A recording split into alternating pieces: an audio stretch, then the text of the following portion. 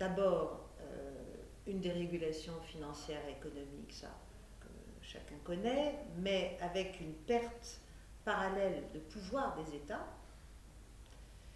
Ensuite, une sorte d'unipolarité inespérée, stratégique, d'un seul coup, avec la fin de l'URSS, qui a alors donné lieu à des expressions comme l'hyperpuissance, très justement pointée par Hubert Védrine.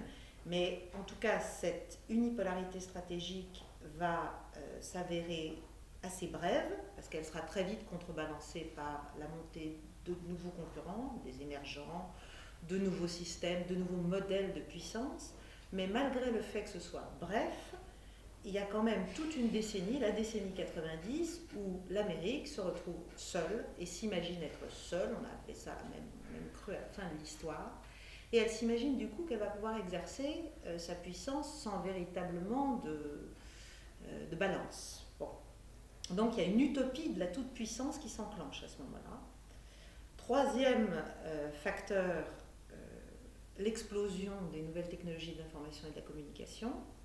Alors aujourd'hui, on vit dedans complètement, mais à l'époque, c'est aussi la montée d'un processus sans frein qui aboutit, qui enclenche une virtualisation du monde, de mon point de vue, galopante, et aussi une virtualisation des rapports humains. Alors bien sûr, ces technologies, en fait, elles promettent la maîtrise. On s'imagine qu'on va pouvoir maîtriser le monde, qu'on va pouvoir le mettre en équation, le mettre en fiche, connaître tout ce qu'il y a à connaître. Enfin, il y a des fantasmes qui, là, se mettent en place et qui vont devenir très agissants. Si vous ajoutez à ça la surpuissance militaire et technologique propre au milieu guerrier, au domaine guerrier, qui est celle de l'Occident à ce moment-là, et les premières expériences, par exemple la première guerre d'Irak, 90-91, il y a une sorte de conjonction de tous ces phénomènes qui font que s'enclenche un mécanisme très délétère. On va s'imaginer qu'on va pouvoir régler toutes les problématiques guerrières à force et grâce à la technologie. Le coup de tonnerre qu'ont constitué les attentats du 11 septembre 2001 pour l'Amérique et pour l'Occident tout entier, il y a eu donc cette réaction vengeresse, puis un démenti assez net, assez clair en Irak et en Afghanistan, avec les fiascos militaires, en tout cas en Irak. Ce qu'il faut dire aussi, c'est que ce dont on s'est rendu compte, ce dont on s'est progressivement rendu compte dans nos états-majors et pas seulement en France, c'est que non seulement nos modes guerriers hyper technologiques ne permettent pas de stabiliser ou de sécuriser les pays dans lesquels on intervient, mais on renforce la radicalisation de l'ennemi, c'est-à-dire on produit du terroriste, on produit du kamikaze, on renforce ses modes de contournement, c'est-à-dire le fait qu'il cherche de plus en plus, puisqu'il n'a aucune chance d'être en symétrie, évidemment, par rapport aux armements dont il dispose, il cherche donc des modes dits asymétriques de combat, et de plus en plus barbares, évidemment. Et donc, on peut dire que la technologie, dans ce type d'affrontement, la technologie, certes, elle protège nos soldats, mais elle déréalise le conflit. Elle nous met donc à double distance de nous-mêmes et de l'ennemi, elle nous déshumanise, elle nous affaiblit politiquement, et elle casse toute la légitimité perçue de nos engagements, à la fois par nos adversaires, par les populations au milieu desquelles nous faisons les guerres aujourd'hui.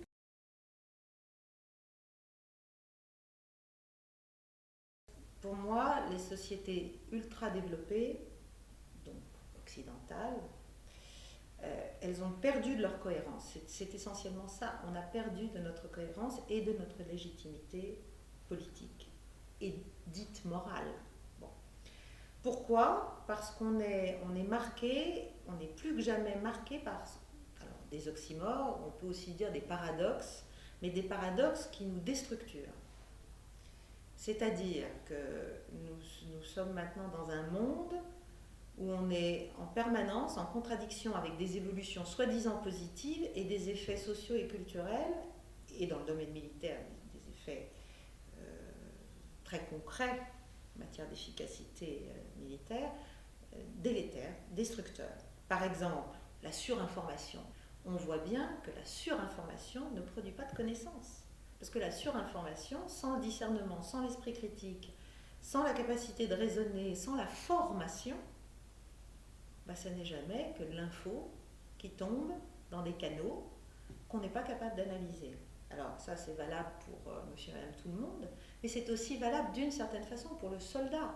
On est en train de développer des technologies dites de réalité augmentée, c'est-à-dire où le soldat militaire moderne, non seulement est de plus en plus protégé, bon ça c'est très bien, mais il a des sortes d'extensions, de prothèses informationnelles qui sont censées le renseigner sur son environnement.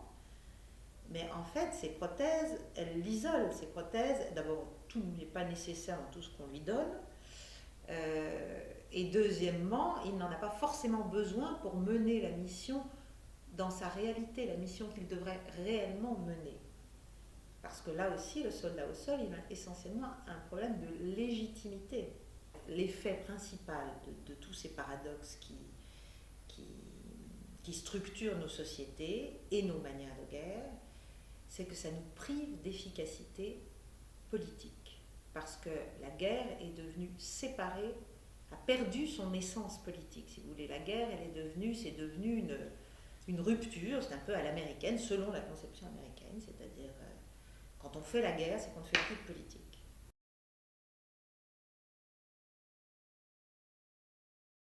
On est au cœur d'un grand discrédit politique et moral du monde occidental, que nous sommes dans un processus de perte d'influence assez dramatique, et donc, comme je l'ai dit, très paradoxal, puisqu'on n'a jamais été aussi surpuissant militairement.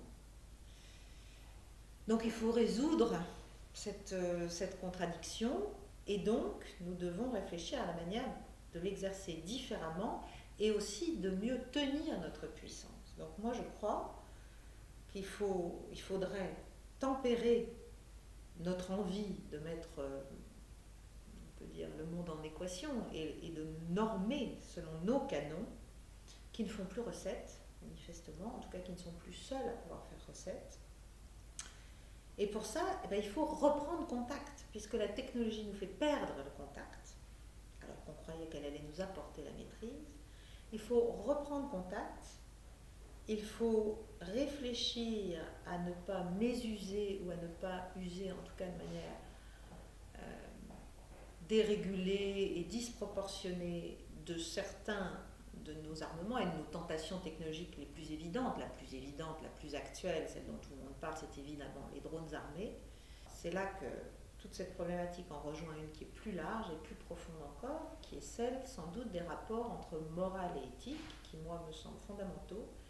C'est-à-dire je pense qu'on est arrivé aujourd'hui à l'évidence du fait que la morale est trop contingente, c'est-à-dire que chacun a une vision de ce qui est bien ou mal selon son point de vue. Alors ce n'est pas le relativisme intégral, mais on voit bien qu'il y a des propositions différentes, des propositions qu'on ne peut pas juste nier, ni éradiquer par un tapis de bombe, c'est impossible. Donc il faut faire avec, c'est la réalité mouvante du monde au quotidien. Et donc pour moi, il faut développer ce qu'il y a d'immanent, ce qu'il y a qui fait un lien entre les hommes, au lieu de les opposer systématiquement, c'est l'éthique.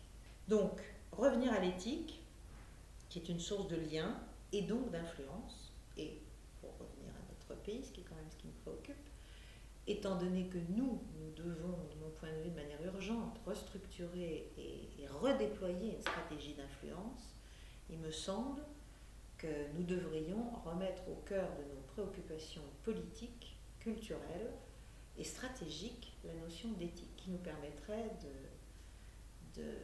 d'avoir une place un peu à part et surtout attractive pour le reste du monde.